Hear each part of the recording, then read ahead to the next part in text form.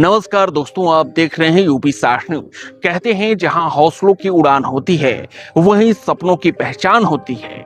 आज हम आपको मिलवाने जा रहे हैं एक ऐसी बेटी से जिसने सिर्फ अपने परिवार का ही नहीं बल्कि पूरे बलिया का नाम रोशन किया है। पहले ही प्रयास में पीसीएस अधिकारी बनकर इतिहास रचने वाली आकांक्षा राय। मन में अगर जुनून हो तो मंजिलें खुद रास्ता बना लेती हैं। बलिया की बेटी आकांक्षा राय ने यह साबित कर दिया कि मेहनत इतनी खामोशी से करो कि सफलता शोर मचा दे। पहले ही प्रयास में पीसीएस परीक्षा पास कर आकांक्षा जब अपने गृह जनपद बलिया पहुंची तो पूरा बलिया जश्न में डूब गया। बलिया रेलवे स्टेशन का नजारा कुछ अलग था।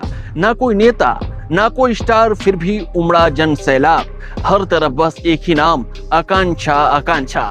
ये भीड़ नहीं, ये दुआओं का कारवां है जो एक बेटी की मेहनत का सम्मान है।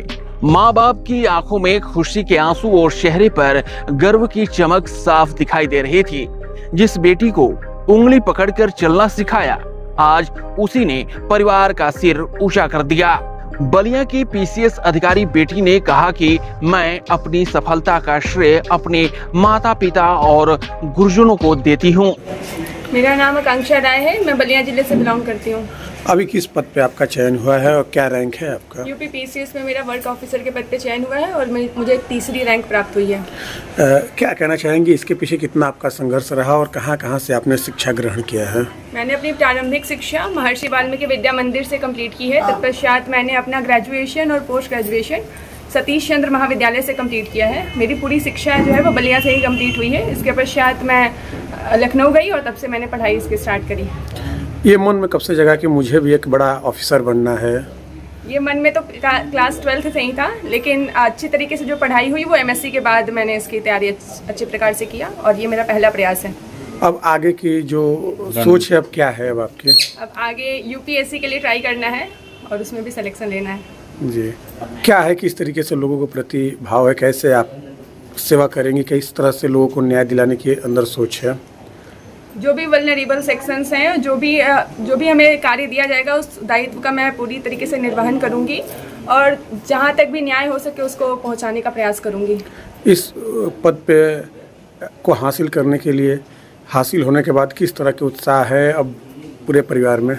बहुत खुशी का माहौल है, सभी लोग बहुत प्रसन्न हैं और मैं इसे और आगे तक कायम रखूंगी और आगे और बड़े पद को प्राप्त करने का प्रयास करूंगी। क्या नाम है आपका?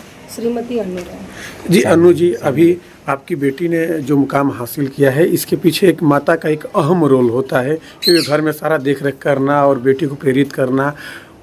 कैसे आपने ये सब कर पाई, सफलता हासिल कराई?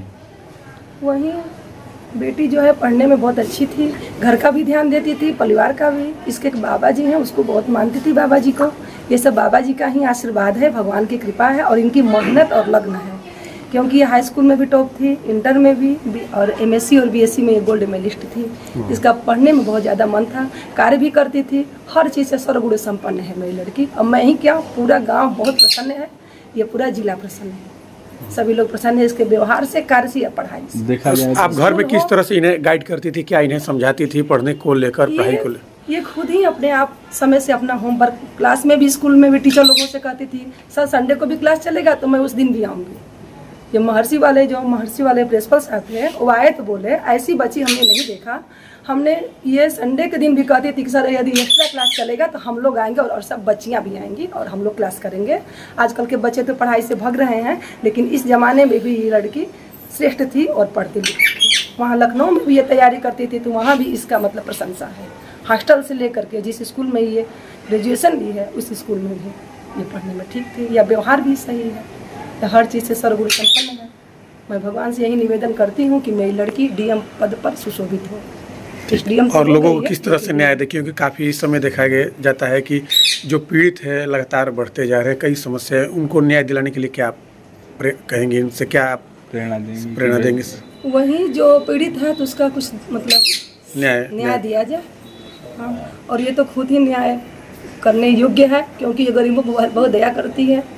एक बार पढ़ने गई स्कूल में तो झोपड़ी वाले जो बच्चे थे उसको देख कर ये बहुत दयालु हुई थी और उन लोगों को पास में 20-25 रुपये इसका था तो उसको दे दी और बोली मैं यदि SDM पद पर सुशोभित होंगी तो सभी ग्रामीण जितने गरीब लोग हैं उसकी मैं जरूर सहायता करूँगी, जितना मुझसे हो सके मैं करूँगी। जी मेरा नाम रविशंकर राय है। जी मैं आकांक्षा का पिता हूँ।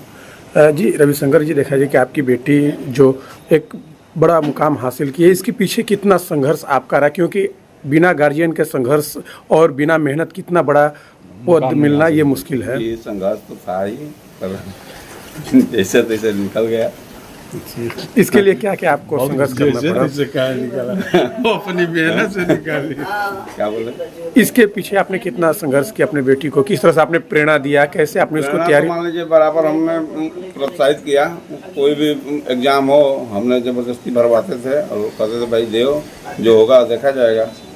क्योंकि पहला ही प्रयास था, इसी में हो गया तो फिर क्या कहना है।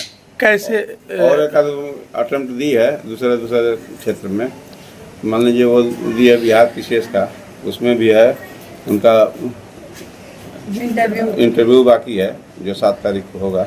शुरू से ही पढ़ाई में कैसे इनका मन, कैसा इन्होंने शुरू मुकाम? में पढ़ने में बहुत अच्छी थी और हाई स्कूल इंटर भी बढ़िया अंक से पास किया और BSc MSc में तो वो यूनिवर्सिटी टॉप थी। आकांक्षा का संदेश भी उतना ही मजबूत है। लक्ष्य तय करो और फिर पीछे मुड़कर मत देखो। रास्ते मुश्किल हो तो हिम्मत और बढ़ जाती है। जो ठान ले दिल से वो किस्मत भी बदल जाती है। स्टेशन से गांव तक निकला विजय जुलूस, हर कदम पर सम्मान, हर मोड़ पर गर्व। आज आकांक्षा सिर्फ एक नाम नहीं बल्कि हर बेटी के सपनों की पहचान बन चुकी है। बलिया की बेटी की खबर है जिसने दिखा दिया कि बेटियां किसी से कम नहीं होती, बस उन्हें उड़ने के लिए आसमान चाहिए।